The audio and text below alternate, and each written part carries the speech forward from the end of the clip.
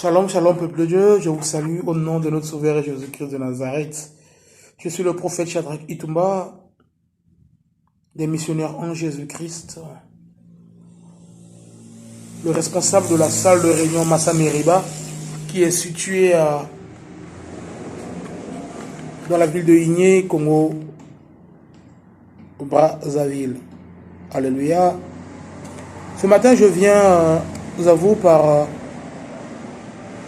pour partager ce beau message qui va nous faire du bien,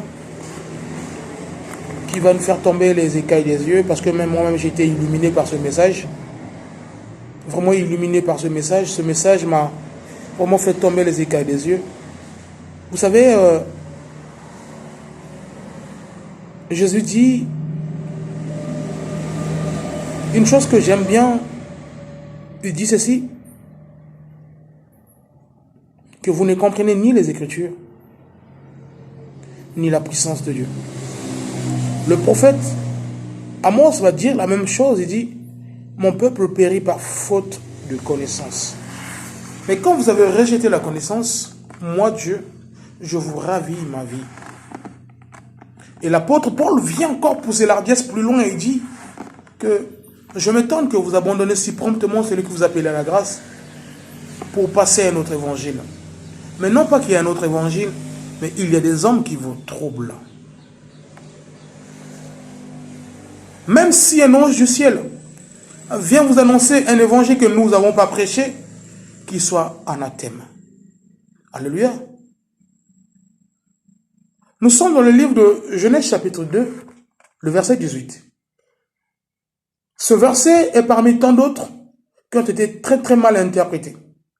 Vous savez, quand les Écritures, la parole de Dieu est très mal interprétée, plusieurs vies sont désorientées. Parce que la qualité d'une vie dépend de l'interprétation et de la connaissance de la parole de Dieu. Voilà pourquoi Jésus dit: ma parole est esprit et vie. Mais nous sommes dans une période très très cruciale de l'humanité où beaucoup des faux serviteurs de Dieu sont rentrés dans l'église pour nous épier la liberté que nous avons en Jésus-Christ, pour nous ramener dans la servitude. C'est pas moi qui le dis, c'est l'apôtre Paul qui le dit dans Galates 2, à partir du verset 4. Il dit: à cause des faux frères qui s'étaient furtivement introduits dans l'église pour nous épier la liberté que nous avons en Jésus-Christ, pour nous ramener dans la servitude. Nous ne cédâmes pas à leurs exigences, nous résistâmes, afin que la vérité de l'évangile soit maintenue parmi nous. Frère, c'est ce que je viens faire ce matin.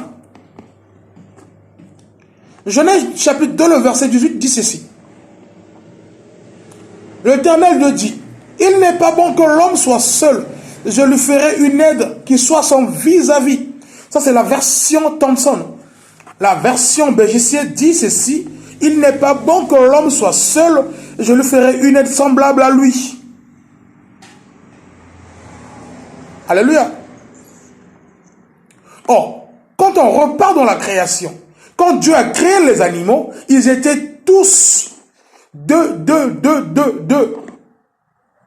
Même les oiseaux. Mais seul l'homme qui était un père. Et Dieu va décider un jour, dit non, non, il n'est pas bon qu'il soit seul. Il doit marcher avec des amis. Il doit marcher avec quelqu'un qui pourra l'aider à aller de l'avant. Ici, quand Dieu parle de l'homme, ici, on parle d'un homme en grand âge, en hébreu qu'on appelle Isha. Je dis Isha, Ish plutôt. Un homme en grand âge qu'on appelle Ish. Parce qu'il faut reconnaître une chose, la femme n'a pas été créée, mais la femme a été tirée. Voilà pourquoi en hébreu on appelle la femme Isha. D'où Paul de Ephésiens 5 qui dit: Marie, aimez vos femmes comme Christ a aimé l'église. Parce que la femme est une partie de l'homme. La femme est une béquille de l'homme. Alléluia. Mais dans ce contexte ici, Dieu ne parle pas seulement de la femme, mais il parle aussi d'un frère qui peut être à tes côtés, d'une sœur qui peut t'accompagner à accomplir ce dont Dieu t'a envoyé à faire sur terre. Bien-aimé, la femme, tu peux beau avoir une femme à la maison, elle est là, mais qui ne comprend pas réellement ce qu'elle doit faire à tes côtés. Combien de femmes ont désorienté leur mari? En commençant par la Bible, en commençant par Abraham, le patriarche, jusqu'à Samson. Combien? Dans nos vies courantes, combien de femmes ont désorienté leur homme? Combien de frères à l'église, ils pensaient que ce verset c'était le mariage? En épousant la femme, ils ramènent la femme à la maison, ça devient tout un enfer. Combien? Parce qu'au préalable, la femme n'avait pas compris sa mission. Or, la femme doit être une porteuse de mission, une porteuse de vision, une compréhension, un soutien, une aide, un vis-à-vis. Mais ce verset ne fait pas seulement allusion à une relation amoureuse dans une dimension érotique, mais par contre aussi dans une dimension agapée. Une relation fraternelle. Tu peux bien avoir un frère à tes côtés qui comprend mieux ce que Dieu a mis en toi, qui comprend mieux l'investissement de Dieu en toi. À chaque fois quand tu veux trébucher, le frère revient et dit non, non, non, non, non, tu n'es pas appelé à faire ce que tu veux faire. Ne satisfais pas ta chair, reviens sur terre. Ton vis-à-vis. Une personne qui n'est pas là seulement à dire oui, oui, oui, à tout ce que tu veux faire. Mais une personne qui est capable de dire non, mon frère, ce que tu veux faire là, c'est pas bon devant Dieu. Regarde là où Dieu t'attend. Alléluia. On l'a vu avec Paul qui avait repris Pierre. Il dit, même toi, tu veux vivre dans la dissolution. Non. Alléluia. Il n'est pas bon. Voilà pourquoi quand Jésus va envoyer ses disciples, il envoyait toujours ses disciples à deux. Les disciples de Jésus partent en mission à deux. Ils n'étaient pas seuls. Alléluia. Tu es un porteur de projet, tu as un projet. Dieu a tellement investi en toi. Mais seul tu ne pourras peut-être pas. Mais il faudrait que tu aies quelqu'un à ton côté. Ça peut ou ne pas être ta femme, mais aussi un ami, un frère, un cousin, un collègue, une amie. Il n'est pas bon que tu fonctionnes seul. Il faut avoir quelqu'un. C'est quand tu réfléchis beaucoup, parfois tu as besoin d'un frère à tes côtés, même si papa, il ne pourra pas t'apporter la solution à ce que tu as besoin. Mais juste un conseil pourra te motiver. Juste une parole, comme Jésus a fait avec Pierre. Pierre a pêché toute la nuit. Il était fatigué. Quand Jésus lui dit, on repart à la pêche, il dit, non, j'ai pêché toute la nuit. Mais comme toi, tu as parlé, tu vois, la puissance de la parole, tu as la capacité de te remotiver. C'est peut-être ce que ta femme ne peut pas faire, mais un ami peut faire à côté. Un frère en Christ, un pasteur. Voilà pourquoi il est très important aussi de ne pas se confier à n'importe qui. Parce que même les amis en question peuvent nous désorienter de la face de Dieu comme nos femmes à la maison. On a vu avec Joseph qui va prendre le songe qu'il avait fait pour lui, qui était le résumé de toute sa vie, une révélation vraie, qui va le dire à ses frères et à son père. Ça crée de la jalousie. Ils ont décidé de le vendre, de le tuer. Alléluia. Mais c'est quand il arrive en prison que c'est une autre personne, un autre homme qui va comprendre qu'est-ce que Dieu avait mis en Joseph. C'est cette compréhension qui a poussé cet homme à le parler de Joseph à Pharaon. Bien-aimé,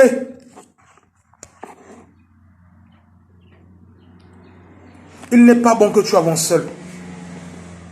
Quand la Bible le dit, il ne le dit pas seulement pour la femme. Parce qu'en fait, on est rempli de nos passions charnelles. On veut tout résumer sur la passion charnelle. Or, la dimension de ces écritures ici ne se limite pas à la dimension charnelle. Tu peux aimer ton ami comme toi-même. Voilà pourquoi Jésus le dit. Tu aimeras ton prochain comme toi-même. Parce que ton prochain, c'est ton vis-à-vis. Quand il tombe, tu es capable de le relever. Quand il tombe, tu es capable de lui dire la vérité. Aujourd'hui, combien de chrétiens disent des vérités à leurs frères? Parce qu'ils savent que les frères n'aiment pas les critiques. Oh, il y a des critiques qui pourront te faire avancer. Oh, il y a des éloges qui peuvent te détruire. Mes frères et sœurs, ce verset ne fait pas seulement allusion au mariage. Mais comme aujourd'hui dans l'église, tout le monde veut du mariage, on va bombarder du mariage, c'est pour satisfaire ta chair. Et ce verset biblique a poussé beaucoup de femmes et des hommes dans les alliances instables. Combien de divorces ce verset a créé? Combien de familles ont été séparées à cause de ce verset? À cause de la mauvaise interprétation des hommes, motivés par leurs propres envies. Alléluia. Même si mon père ne vient pas dans mon mariage, je m'en fous, je veux me marier. Parce qu'il n'est pas bon que je sois seul. Faux, frère. Le mariage doit être honoré de tous. Je suis victime de ces choses, je te le dis. Faux. Même si ma mère ne vient pas, je suis une femme comme elle, je dois me marier, elle est contre moi. Faux, frère. Faux, sœur. Sors dans ces mauvaises pensées. C'est tes passions charnelles qui te poussent à raconter ces choses. C'est parce que tu veux satisfaire des désirs sexuels. Après un de ces quatre, quand tu vas te cogner contre le mur, tu diras maman avait raison, papa avait raison. Réveillez-vous. Parce que ces hommes qui interprètent ces choses, ils ne comprennent pas. Ils le disent parce qu'ils veulent à ce que les gens voient comment dans leurs églises, il faut marier des gens. C'est pour leur honneur, en fait. Ce qui va arriver dans ta vie là-bas. Voilà pourquoi vous allez remarquer, même à l'église, des pasteurs prennent la paternité des gens pour sauver son honneur. Moi, je fais marier les gens. Moi, j'ai tant des âmes qui se marient tout le temps, chaque année. Et voilà pourquoi dans l'église, on parle que du mariage. Mais parce qu'on a très mal interprété ce verset. Maintenant, si c'est pour le mariage, alors, qu'est-ce que nous allons dire du frère Paul? Lui qui ne s'est point marié. Dieu dit, mettez à part Saul et Barnabas pour l'œuvre à laquelle je les ai appelés. Qu'est-ce que Dieu t'a appelé faire sur terre? Cherche un frère comme Barnabas qui t'accompagnera à accomplir ce projet. Si c'est ta femme, que Dieu soit loué. Mais si c'est aussi un frère, reste avec ce frère. Si c'est une sœur à tes côtés, reste avec la sœur. Moi, je crois ce que Dieu dit. Ta femme peut ou ne pas comprendre la mission que Dieu t'a confiée. Mais ta soeur ta soeur familiale ou une soeur église peut comprendre la chose, te dire non prophète, mon frère, ma soeur, ce que toi tu veux faire n'est pas bon. Regarde ce que Dieu veut pour toi. Ne le fais pas. Allons prier. Alléluia. Combien de gens le font aujourd'hui?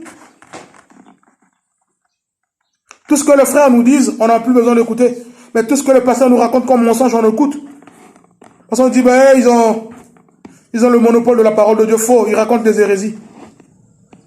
Ce verset a été très mal interprété. Il y en a plusieurs comme ça.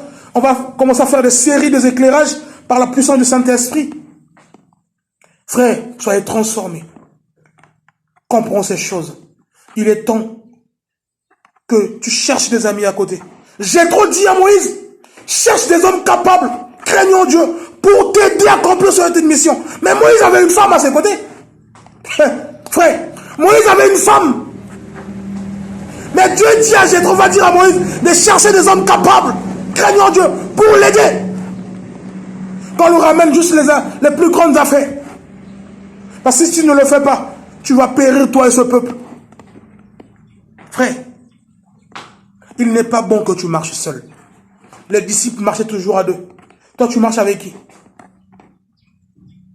Cherche la face de Dieu. Tu peux être tout autour de toi, tu verras, il y a des amis. Maintenant, si tout autour de toi, que tu sens que tu ne peux pas parler avec un ami, que ton cœur ne te convainc pas, ne parle pas. Ne parle pas, garde-le. Dieu pourra peut-être t'envoyer une autre personne que tu t'es jamais habitué avec le même jour, à la même heure d'une même rencontre. Tu commences à tout dire au frère. Tu ne sais même pas qu'est-ce qui te pousse, tu commences à tout raconter. Et le frère t'apporte la solution. On l'a vu dans la Bible. Il a fallu que Saül rencontre Samuel pour que sa vie change. Il a fallu que David rencontre. Il a fallu que Moïse rencontre Dieu. Il a fallu. Même aujourd'hui, parce que dans la rencontre, il y a des clés. Il y a des clés de la vie et des clés de la mort. Dans chacune de rencontres, il y a une clé qui se cache. C'est à toi de comprendre la clé et de prendre cette clé, d'ouvrir la porte qui était fermée devant toi. Cette clé peut se trouver dans une femme, c'est vrai, mais cette clé peut se trouver dans une consoeur, collègue, frère de la maison ou de l'église. Frère, comprenons ces choses. En tout cas, revenons sur terre. Que Dieu vous bénisse. Dans chacune de rencontres, il y a des clés qui se cachent. Voilà pourquoi il y a un langage qui dit, il y a des femmes de chance et des femmes de malchance. Il y a des bons amis et de mauvais amis. Voilà pourquoi la Bible dit, fouillez les mauvaises compagnies. Fouillez la mauvaise compagnie. Parce que si tu es mal entouré, tu vas détruire la chose que Dieu a mis en toi. Moi, je suis le fruit des frères et sœurs. Je connais beaucoup de gens qui ont été des sources de bénédiction pour moi. Les frères Beverly, les frères Axel, beaucoup de frères, les frères Mon Désir, les frères Lézin. Des sœurs aussi, n'en parlons pas. Des sœurs Alfonsia, qui ont été vraiment des sources de bénédiction pour moi. Vraiment des sources de bénédiction. Des frères Wilfron, une source de bénédiction pour moi. Une source de bénédiction. Je sais que tout autour de toi aussi, il y aura des frères. Il n'est pas bon que tu marches seul. On revient sur la bonne voie. Tu avais écouté les mauvais enseignements. Reviens sur la bonne voie. Ce verset ne fait pas seulement allusion aux relations érotiques, mais aussi aux relations agapées. Il n'est bon pas que tu sois seul. Que Dieu te bénisse.